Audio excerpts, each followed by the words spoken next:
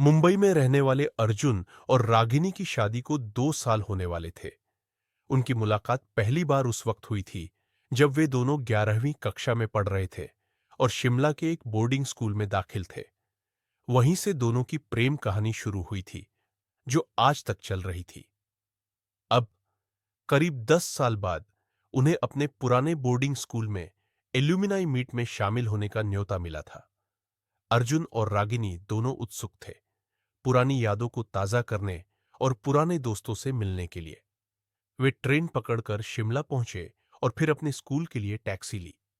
रास्ते भर वे दोनों उन दिनों की बातें करते रहे जब उनका स्कूल जीवन काफी रोमांचक और मौज मस्ती से भरा हुआ था।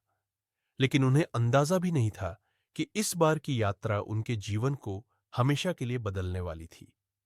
स्कूल पहुंचते ही अर्जुन और रागिनी का स्वागत पुराने दोस्तों और सीनियर्स ने किया। वहां पर सबने एक दूसरे के साथ पुराने दिनों को याद किया और खूब हंसी मजाक हुआ। सबको देखकर अर्जुन और रागिनी को बहुत अच्छा लग रहा था। स्कूल का प्रिंसिपल भी इस एल्यूमिनाई मीट में मौजूद था। उसने सबका स्वागत किया और पार्टी शुरू करने का निर्देश दिया। पार्टी में अर्जुन और रागिनी ने खूब डांस किया, पुराने दोस्तों के साथ वक्त बिताया और ढेर सारी तस्वीरें खिंचवाई। लेकिन पार्टी के बीच में रागिनी को अचानक थकावट महसूस हुई, तो वह एक कोने में बैठकर बाकी लोगों को देखने लगी। तभी उसकी नजर अचानक से एक कोने में खड़े एक लड़के पर गई, जो उसे लगातार घूर रहा था। वह लड़का बहुत अजीब लग रहा था। उसकी आंखों के नीचे गहरे काले धब्बे थे और उसकी त्वचा पीली हो चुकी थी। उसके चेहरे पर एक अजीब उदासी छाई हुई थी। रागिनी को उसकी शक्ल कुछ जानी पहचानी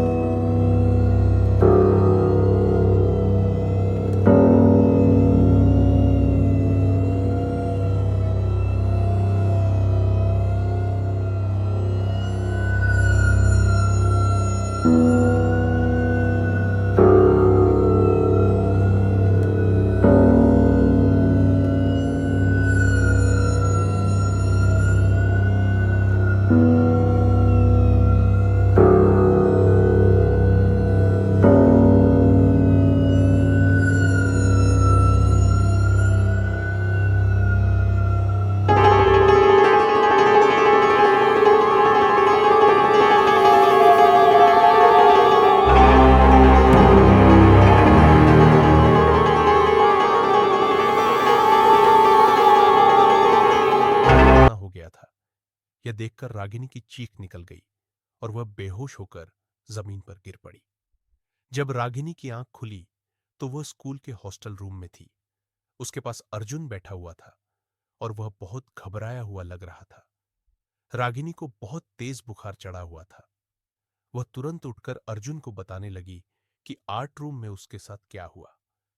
अर्जुन ने उसे शांत करने की कोशिश की और कहा कि वह इस सब के बारे में न सोचे और आराम करे। इसके बाद अर्जुन रागिनी के लिए खाना लाया और उसे खिलाकर सुला दिया। रात के वक्त जब रागिनी सो रही थी, अर्जुन वॉशरूम की तरफ गया। वॉशरूम के रास्ते में चलते हुए उसने देखा कि कॉरिडोर की लाइट्स अजीब तरीके से चमक रही थी। एक पल के लिए उसने वहां रुककर देखा, फिर उसे नजरअंदाज कर दिया और वॉशरूम चला गया। वॉशरूम के अंदर अर्जुन को अजीब सी ठंडक महसूस हुई, जैसे वहां कोई और भी मौजूद था। वह अपने हाथ धो रहा था कि अचानक वॉशरूम की लाइट्स भी क्लिक करने लगी। अब अर्जुन थोड़ा घबराया और जल्दबाजी में वॉशरूम से बाहर निकलने लगा। लेकिन जैसे ही उसने दरवाजे की तरफ कदम बढ़ाया, किसी अज्ञात शक्ति ने उसे पीछे से खींच लिया। वह दीवार से टकराकर जमीन पर गिर पड़ा। जब उसने ऊपर देखा तो वही लड़का उसके सामने खड़ा था, जिसे रागिनी ने आर्ट रूम में देखा था। अर्जुन की रूह कांप गई वह चीख पड़ा, राजू, तुम! यह सुनते ही वह लड़का जोर से चिल्लाया और अर्जुन का गला पकड़ लिया। वह उसे जोर से दबाने लगा। अर्जुन की चीख सुनकर वॉशरूम में हॉस्टल का वार्डन आया। उसने अर्जुन को जमीन पर तड़पते हुए पाया। उसके अलावा वहां कोई नहीं था। वार्डन ने अर्जुन को शांत किया और उसे वापस उसके कमरे में ले आया। लेकिन जैसे ही वे रूम के अंदर पहुंचे, दोनों के होश उड़ गए। उन्होंने देखा कि रागिनी पंखे से लटकी हुई थी। अर्जुन की चीखें गूंज उठी। वह दौड़कर रागिनी के पास गया और उसे नीचे उतारा। उसकी सांसें अभी भी चल रही थी। उसे तुरंत अस्पताल ले जाया गया, जहां वह 4 दिन तक बेहोश रही। होश में आने के बाद अर्जुन ने रागिनी को बताया कि उसने भी उसी लड़के को वॉशरूम में देखा था। अर्जुन ने रागिनी को याद दिलाया कि जब वे 11वीं कक्षा में थे, तब राजू अर्जुन का सबसे अच्छा दोस्त हुआ करता था। लेकिन जैसे ही रागिनी स्कूल में आई, दोनों को वह पसंद आ गई थी। इस बात को लेकर अर्जुन और राजू के बीच अनबन हो गई थी। राजू ने रागिनी को हासिल करने के लिए कई तरह के तरीके अपनाए, मगर रागिनी ने उसे कभी तवज्जो नहीं दी।